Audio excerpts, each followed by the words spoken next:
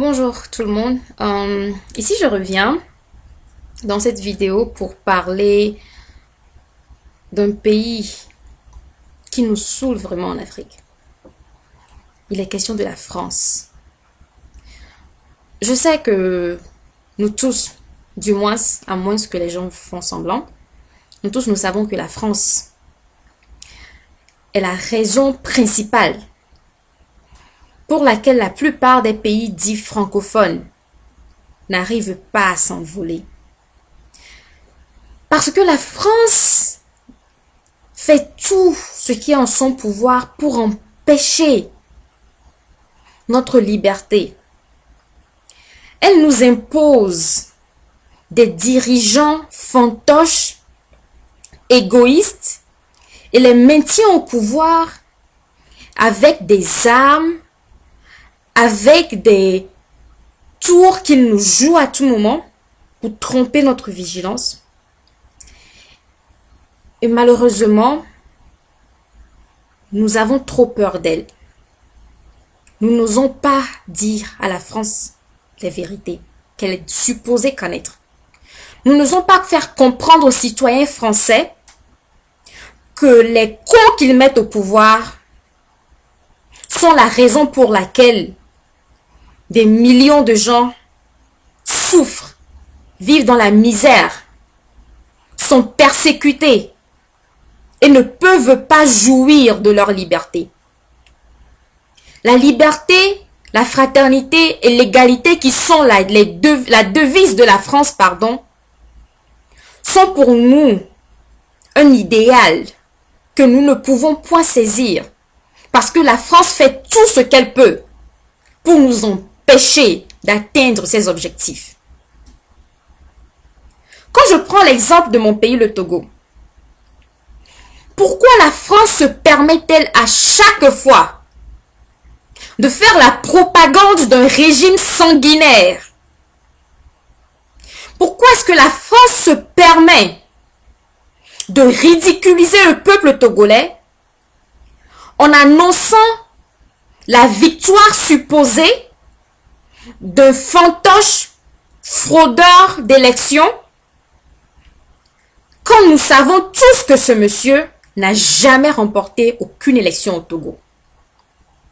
Quand Gnassingbé Eyadema, la pire chose qui soit arrivée au peuple togolais, qui a gouverné notre pays pendant 38 ans, était décédé en 2005, le chauve qui gouvernait la France à l'époque, Chirac Jacques, a dit sur les antennes de la radio de propagande française RFI qu'il a perdu un ami personnel et un grand ami de la France. Pendant 38 ans, ce monsieur nous a fait connaître des misères au Togo. Il a été la principale source de la chute de notre pays. Des milliers de Togolais ont trouvé la mort. D'autres milliers ont été emprisonnés et torturés.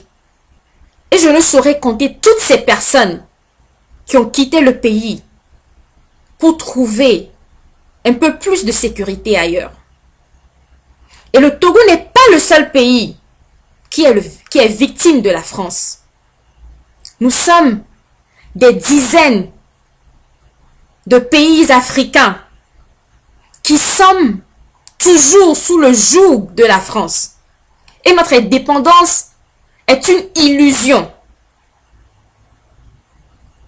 J'aimerais que tous les Africains commencent par mener une résistance farouche contre la France.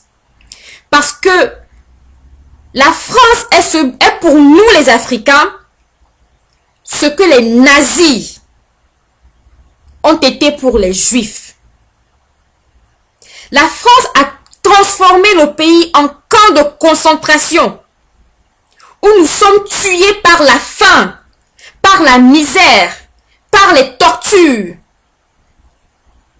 La France, non seulement elle se contente de piller nos pays, en plus elle nous nargue en nous traitant de tous les noms et en se moquant de surcroît de notre intelligence, en faisant croire aux gens de par le monde que sans elle, nos pays ne s'en sortiraient pas, quand nous savons très bien que c'est le contraire. Si ce n'est pas le lait et le fromage, je ne sais pas ce que la France peut produire sans l'Afrique. Elle dépend de l'Afrique à tous les niveaux. Ce sont nos réserves d'or qui permettent à la France de maintenir sa puissance économique. Et elle vient nous bluffer avec ses papiers qu'elle nous impose comme monnaie et qu'elle appelle le CFA. Sans le travail de nos agriculteurs dans les champs en Afrique, les Français ne se lèveraient pas chaque matin pour s'engouffrer de café et de chocolat. Sans les efforts de nos parents dans les villages en Afrique, les Français n'auraient même pas de quoi porter parce que le coton, ça vient de chez nous. Sans les cultures de plusieurs produits vivriers, la France ne trouverait pas de quoi manger. Parce que c'est nous qui approvisionnons ces greniers. Mais ingrate qu'elle est, et ignorant que ses citoyens sont, tout ce que nous avons en retour, c'est du mépris. Et moi, j'en ai jusque-là. Et moi, je voudrais retourner ce mépris par ce même mépris. Parce que nous ne pouvons pas laisser la France nous piller pour le reste de notre vie. Ça suffit comme ça.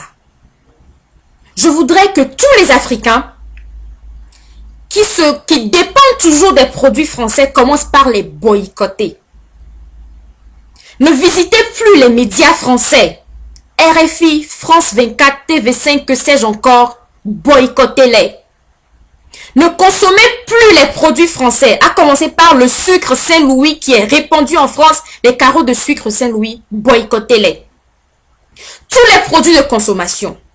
Les fournitures scolaires de vos enfants, vos vêtements, vos produits alimentaires, tout ce qui vient de la France, je dis bien boycottez-les. Parce que si la France se permet de nous exploiter ainsi, c'est parce qu'elle veut nous empêcher de produire nous-mêmes ce que nous consommons, afin que nous soyons à jamais ses esclaves. Malheureusement, ça ne passera plus. Aujourd'hui, nous avons un pouvoir grâce à l'Internet. Nous pouvons communiquer avec le monde. Et nous pouvons parler et nous pouvons nous faire entendre.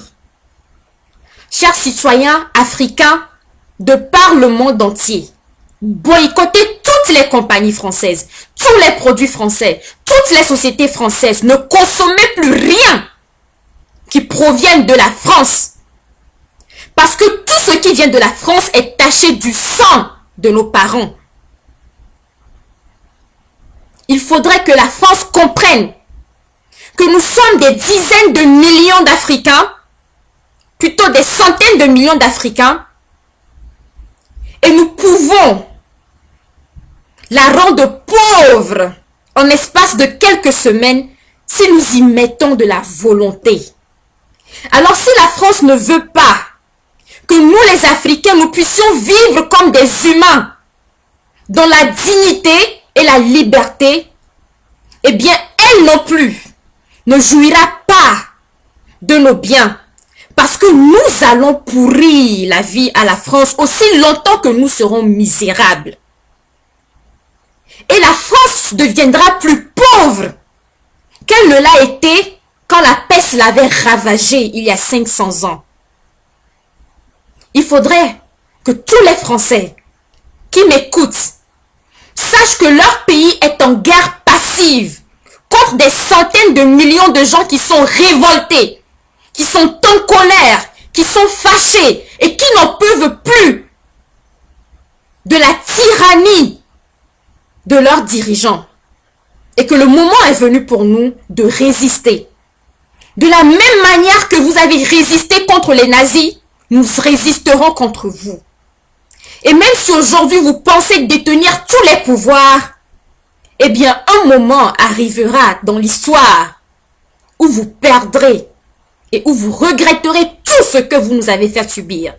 Ceci n'est que le début de la guerre passive contre la France. Nous allons lutter, nous allons résister, nous allons combattre tous nos oppresseurs et nous allons nous réapproprier notre culture, nos patrimoines, nos richesses et surtout notre intégrité. Je vous remercie. Farida Nabourema.